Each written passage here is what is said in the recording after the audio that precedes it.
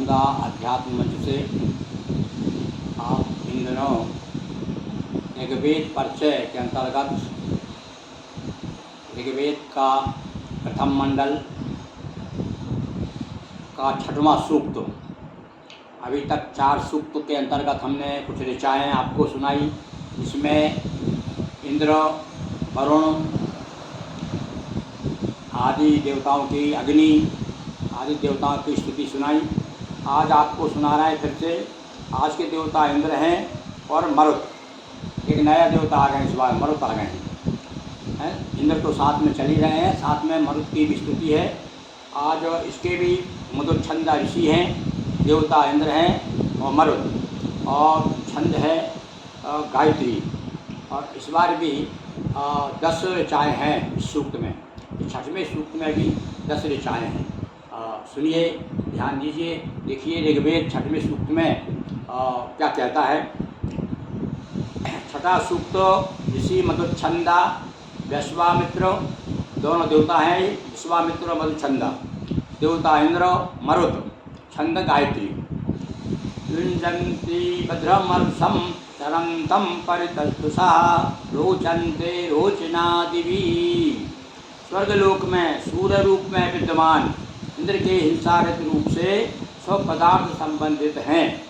ध्यान दीजिए शब्दों पे, जरा घुमावदार भाषा है, वही वेद की भाषा है। स्वर्गलोक में सूर्य रूप में विद्यमान इंद्र के हिंसारहित रूप से सब पदार्थ संबंधित हैं। ग्रह नक्षत्र आदि उसी इंद्र के स्वरूप अंश हैं। तीनों लोकों के प्राणी अपने कर्मों में देवताओं के रूप को उसी इंद्र से संबद्ध मानते हैं। यानी यहाँ पर देवता इंद्र को ही प्रमुखता दी गई है। चलिए दूसरी ऋचा। व्यंजनत्यस्या काम्या हरि विपक्ष सारथे श्रोणा विष्णुन्वायसा। इंद्र के रथ में संघर्षशील शत्रु का विनाश करने वाले लाल रंग के अश्व दोनों ओर नियोजित रहते हैं, यानी जुटे रहते हैं। वे वीर पुरुषों को रथ में सवार कराकर युद्ध भूमि की ओर ले जाते हैं। और ले जाते हैं, ये इंद्र प्रेरणा देते हैं। इंद्र के बारे में स्तुति हो रही है भाई। देखिए अब तीसरा मंत्र यानी ऋषि, जिसे हम ऋचा कहते हैं। कि तुम कड़बंतु केतवा पेशो मर्या अपेशसा सबको संपुदल फिर जाय था। ये केतु का मंत्र भी बाता गया है। और केतु मंत्र का जब जाप किया जाता है तो इस मंत्र का उपयोग किया जाता है। तो ये भी जो है 6वां सूक्त का मंत्र है प्रथम मंडल का ऋग्वेद का। इसका अर्थ क्या हुआ देखिए कि प्रतिदिन नव जीवन प्राप्त करने के निमित्त हे मनुष्यों, तुम रात्रि में निद्रालीन होकर, यानी नींद लेकर संज्ञा शून्य निश्चेष्ट होकर प्रातः पुनः सचेष्ट हो जाते हो। यानी आप जो सोते हो तब समय निद्रालीन होते हो, तो उसमें आपको होश नहीं रहता। उसके बाद फिर व्यत्रशील हो जाते हो जागते ही। इसके बाद ऋचा नंबर 4। आदहा सदा मनु उदरगर्भत्व मेरेरि दधानानाम यज्ञम्मा। यज्ञ के निमित्त परम उपयोगी मरुदगण। अब ये मरुदगणों की स्तुति है भाई। ये 49 मरुद बताए गए हैं पुराणों में। तो इनका मर्द भी जो है वेदों में देवता माने गए हैं। यज्ञ के निमित्त परम उपयोगी मरुदगण अन्न प्राप्ति की अभिलाषा और वृद्धि के लिए बार बार मेघादि गर्भ को प्राप्त होते हैं। पीलू चितारु जतो लुभिर्बुभा चितिन्द्रदा वन्यभिः अविंदा उत्तरिया अनु। सुदृढ़ दुर्ग का भेदन करने वाले इंद्र, तूने तूफान में छिपी हुई गायों को तेजस्वी मर्दगणों की सहायता से प्राप्त करने में सफलता पाई। यहाँ पर इंद्र के बारे में बताया कि इंद्र ने अंधकार में से गायों को, गुफाओं में से गायों को मर्दगणों की सहायता लेकर के और गायों की रक्षा की थी। इसलिए देखिए ये वेदों से चला रहा है। गायों की रक्षा के लिए सनातनी जो है गाय माता की जय बोल बोल करके प्रयासरत है कि भैया गोहत्या हमारे देश में नहीं होना चाहिए। क्योंकि वेदों में भी इंद्र ने जो है गायों की रक्षा की थी, इसलिए इंद्र का एक नाम गोपति भी है। गोपति भी कहा गया इंद्र को। तो आगे देखिए, देवयंतो यथा मच्छा विद्वसुम गिरा महामनु खता श्रुतम देवत्व को प्राप्त करने की अभिलाषा वाले ज्ञानवान ऋषि, महान यशस्वी वैभवशाली वीर मर्दगणों की हम अपनी प्रखर बुद्धि द्वारा स्तुति करते हैं। और उनको अपना विश्वास भी है भाई अपनी बुद्धि पर ऋषियों को। वो कहते हैं हम अपनी प्रखर बुद्धि जो हमको आप भगवान ने दी है उससे हम आपकी स्तुति कर रहे हैं मर्दगणों। और इसके बाद 7वां मंत्र यानी 7वीं ऋचा देखिए। इंद्रेण सही रक्षसे संजगमानो अभिभ्युषा मंदु समान वर्चसा। इंद्र के साथ रहने वाले, निडर सदैव प्रसन्न रहने वाले, समान तेज वाले मर्दगण संगठित हुए अच्छे लगते हैं।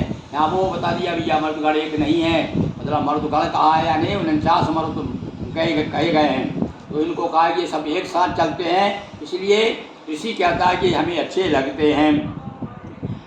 अनबद्धे रभिर दुभिर मखा सहस बदर चति हरेन्द्रस्य काम्यैहि। इस यज्ञ में निर्दोष यशस्वी इष्ट प्रदान करने वाले सामर्थ्यवान मर्दों के सहयोगी इंद्र की सदा पूजा की जाती है। इस यज्ञ में अब जो यज्ञ करते रहते भैया, पूरा जीवन यज्ञ को, सारा यज्ञ आधारित है। पूरा वेद जो है, हमारी पूरी संस्कृति जो है यज्ञ पर ही न्यू में जो है यज्ञ है। तो बार बार उसकी चर्चा की गई है। वो कह रहा है इस यज्ञ में निर्दोष यशस्वी इष्ट प्रदान करने वाले जो हम चाहते हैं वो सामर्थ्यवान मर्दों के सहयोगी इंद्र को कहा गया है। हम इनकी सदा पूजा करते हैं। हाँ भाई देखो, ये वेद काल की बात है और वेद काल के बाद धीरे धीरे पुराण काल आया और धीरे धीरे जिन वेदों के कुछ देवताओं की महिमा कुछ कम हो गई, पर इसके बाद में भी आज भी जो है यज्ञ होते हैं उसमें इंद्र की पूजा की जाती है।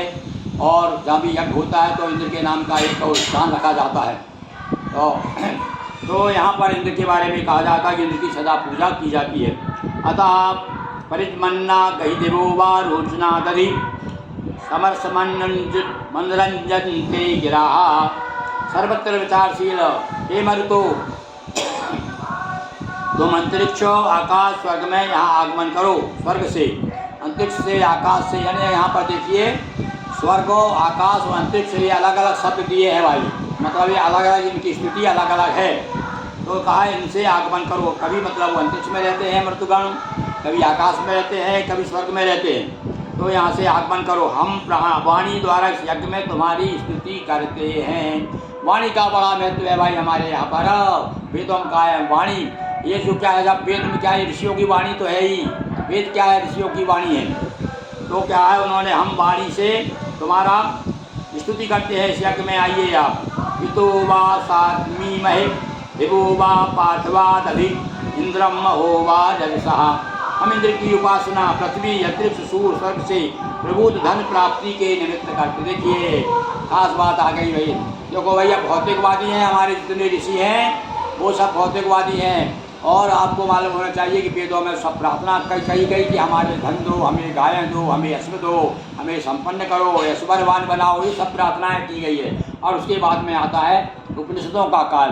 तो उसमें जो है मतलब जब ओवरफ्लो हो जाता है, जब हमारा घड़ा भर जाता है तो पानी बहने लगता है। तो जब देखा कि भाई भौतिक दृष्टि से संपन्न हो गए तब फिर हम और ध्यान लगाते हैं और उपनिषदों की ओर जाते हैं और फिर विचार करते हैं कि आत्मा क्या है, परमात्मा क्या है और कितने प्रकार के जीव हैं, संसार क्या है, इसके बारे में फिर उपनिषदों में चर्चा की गई है। तो वेदों में विशेष रूप से एक प्रार्थनाएँ की गई है देवताओं से।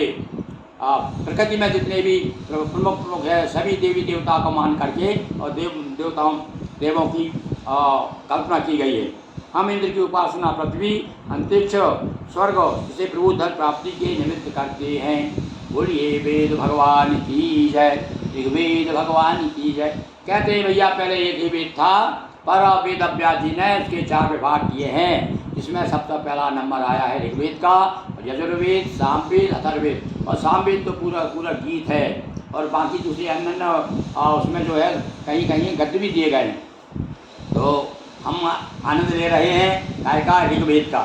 और ऋग्वेद के करते करते हम आज जो है 6वें सूक्त तक आ गए हैं। इस प्रकार से हम प्रयास भी कर रहे हैं कि ये जो आपको अर्थ बता रहे हैं इस अर्थ को हम अपनी कविता में भी ढालने की कोशिश कर रहे हैं। फिर हम आपको गाकर भी सुनाएंगे और हम चाहेंगे इस रूप में प्रकाशित होगी ऋग्वेद हिंदी गायन, इस रूप में हम इसको प्रकाशित कराएंगे ताकि आप इसको सहज भाव से गा भी सकते हैं। बोलिए वेद भगवान की जय, नर्मदा मैया की जय, अखिलेश्वर महादेव की जय, हर हर महादेव शंभो।